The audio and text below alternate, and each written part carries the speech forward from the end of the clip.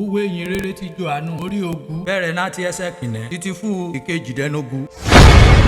Bíbélì kíkà lédè Ìjẹ̀bú pẹ̀lú Olúṣẹ́gun Ládégbùwà.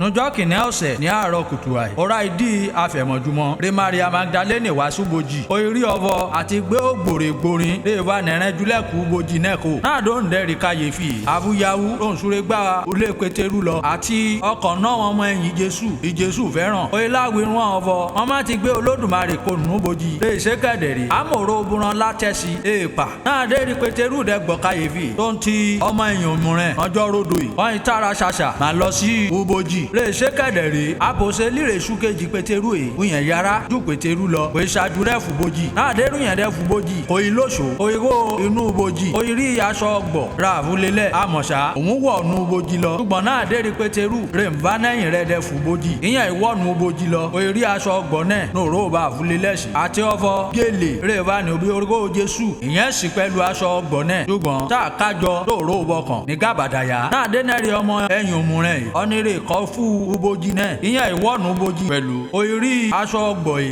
àtúgẹ̀lẹ̀ òye gbàgbọ́ nítorí ọvọ àṣà àti kọ́ nínú òwe mímọ́ ọvọ òun lè ṣaláì máa jíǹde kó nùkù wọn ìṣẹ́sẹ́ wọn dẹ̀yìn sùlé wọn lè ṣe kẹ̀dẹ̀rẹ̀ Maria ìyẹn rodo etí ubojì lóde òye máa gbọ́n mi lójú pẹ̀rẹ̀pẹ̀rẹ̀ níbo ń dẹ́ ti ń ké nọwọ́ yìí òye lóṣù ego inú ubojì òye kíyè sọ wọn angẹ́lì méjì aláṣọ àlà orí wọn bọ́n ti kalẹ̀ ọkàn va núra òòró ibiri Jésù kọ́rọ́wọ́ sí àti èkejì níra ẹsẹ̀ lóòró bẹ àgbẹ̀tẹ̀ okù Jésù sí. wọ́n ìwérí Maria Magdalene ọvọ bó ń tiri wọ ọmọbìnrin yìí ó ń gbọ́n mi lójú pẹ̀rẹ̀pẹ̀rẹ̀ ó ìwé wọn ọvọ nítorí ọvọ wọn ti gbé Olódùmarè mi ti bí èkó ńlá bẹ́ẹ̀ ṣe kẹ̀dẹ̀rẹ̀ mímọ́ òòró bọ́n gbé tẹ́jú sí. náà dérí Maria Magdalene dẹ́gbì ọ̀rọ̀ ìtàn ó yí judẹ́yìn ó rí Jésù níbo ń ti gbé rodo rè ṣe kẹ̀dẹ̀rẹ̀ ẹ mú ọvọ Jésù ròǹgà kí Jésù ìwé wọn ọvọ obìnrin yìí kíṣẹ́ bó ń tiri ó dára ìdí ọvọ ó ń gbọ́n mi lójú pẹ̀rẹ̀pẹ̀rẹ̀ lé ń wá kí Maria Magdalene ìṣìkì ọvọ aṣọgbà rọnire ń bọ́ ń sọ̀rọ̀ ó ìwé wọn ọvọ alàgbà ó ṣùwọ́rẹ̀ gbé okù Jésù ti bẹ́ẹ̀ kó ìwé mi ní gbangba òró obìnrin ògbé tẹ́jú sí ìmúlẹ̀lá gbé tibẹ̀ kó kí Jésù ìwé wọn ọvọ Maria ó yí judẹ́yìn ó ìfèsì ọvọ Raboni ó túmọ̀ rẹ̀ mi jẹ́ olùkọ́ni kí Jésù ìwé wọn ọvọ má ìfọwọ́ rẹ̀ kàn mí